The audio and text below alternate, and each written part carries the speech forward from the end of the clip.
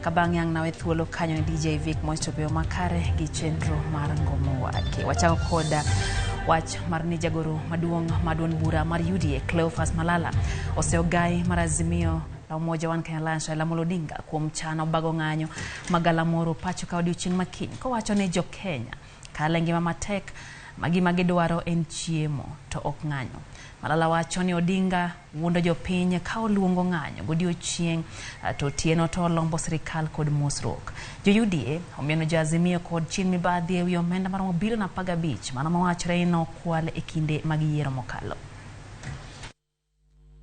Azimio, led by Raila Odinga, have planned protests tomorrow. But before they do so, they must come out clean on where they took the money. They must also show Kenyans where they hid the maize and when they are ready to release the maize. Tunataka kabla maandamano kesho, watu wote wanaenda maandamano wakuje na gunia. Raila awekee ile mahindi ambayo ameficha katika godowns.